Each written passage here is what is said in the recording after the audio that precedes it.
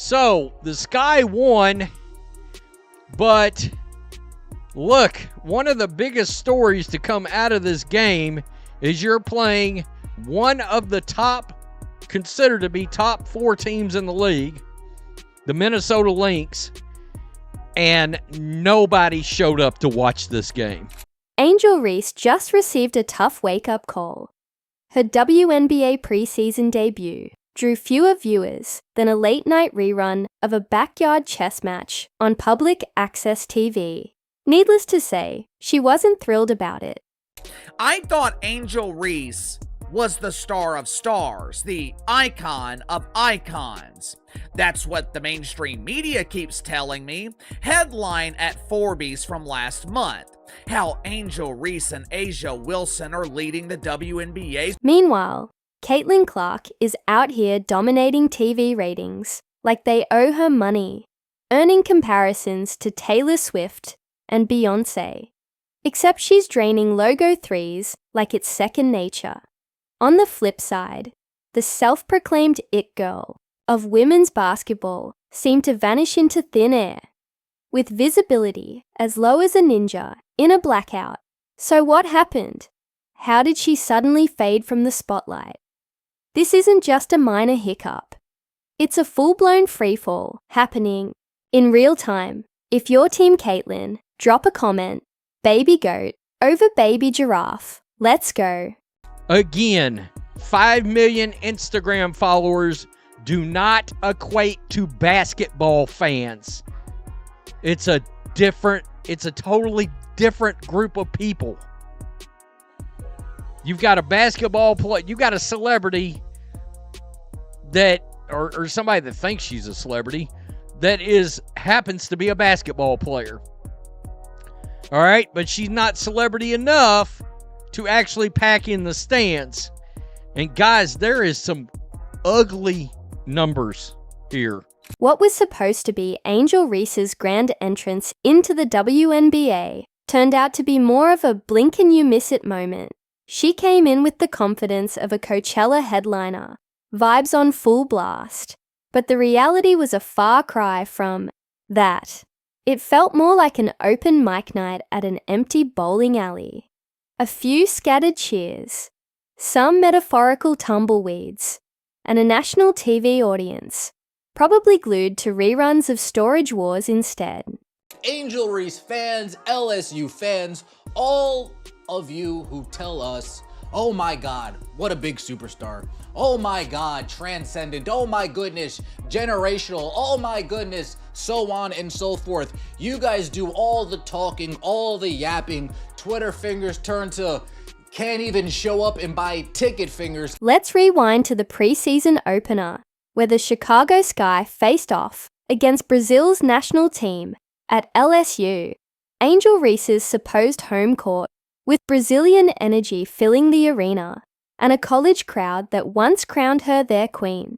The hype was through the roof, but the outcome, so underwhelming it made snail mail look fast.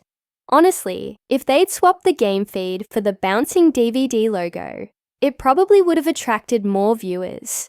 There's a bigger story. 305,000 viewers for the Sky game against the Brazil national team. 305,000 viewers. By the way, Ion is a free over-the-air antenna station. If you've got an antenna, you can watch Ion Network. Then came Game 2, Sky versus Lynx. Reese stepped onto the court expecting fireworks and a standing ovation. But what she got instead were a few pigeons casually flying by and a part-time blogger tweeting between spicy nugget orders at Wendy's. Her so-called bounce-back performance. Spoiler alert, it flopped harder than a deflated pool toy. The game felt less like a headline matchup and more like background noise on laundry day. So uneventful, even the scoreboard seemed ready to punch. Out early. By the way, this arena holds roughly 10,000 fans, okay? It was at the Wintrust. You see that right there. 4,688 fans showed up. to a game that Angel Reese is playing in. At one point, the cameras panned to the stands, and it looked like a post-apocalyptic ghost town. Rows of empty seats stretched out in eerie silence, as if the crowd had RSVP'd no to Angel's big debut. Somewhere in a TV studio, a network exec stared at those grim Nielsen numbers, silently questioning their life choices. As for Reese, she didn't just brush it off. She went full reality TV meltdown, channeling Real Housewives level drama with cryptic tweets, passive-aggressive emojis, and enough theatrics to snag a cameo on Bravo.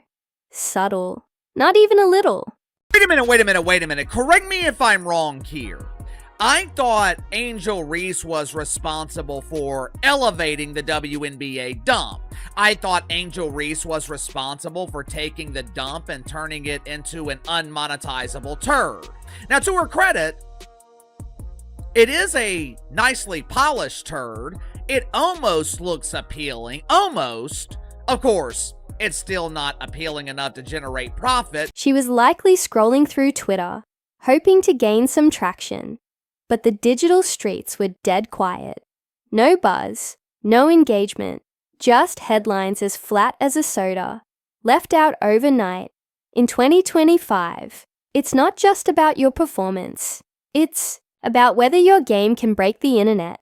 Unfortunately, hers did, but for all the wrong reasons. Angel Reese, preseason basketball, let's get it!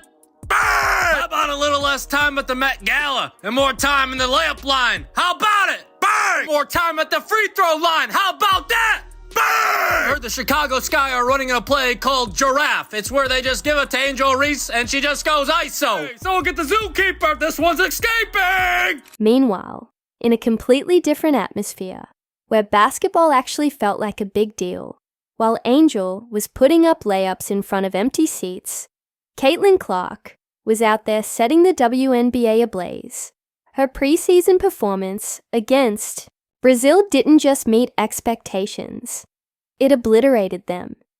She had entire arenas on their feet, sparking a buzz that couldn't be faked.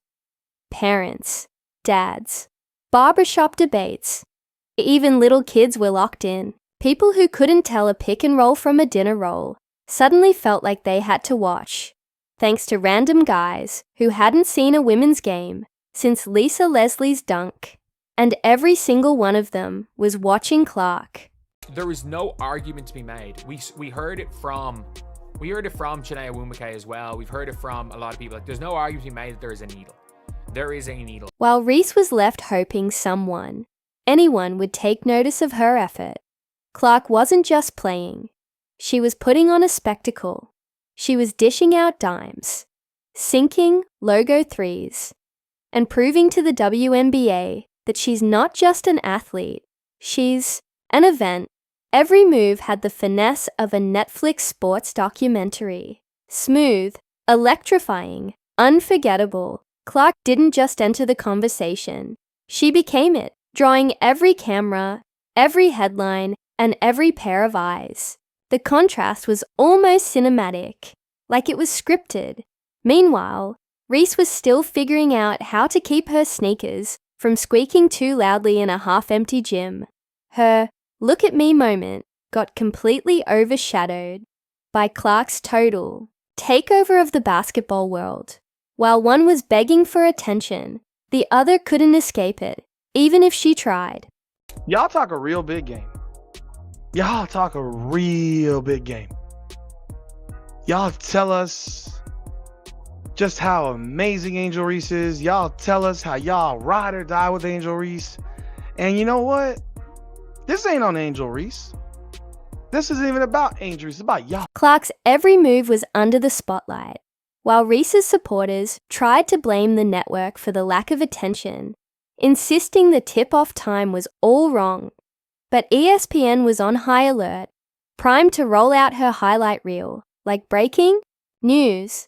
Sure, the arena's lighting could have been better, but that didn't explain the lack of energy or excitement.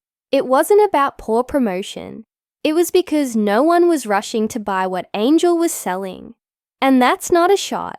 That's just the reality.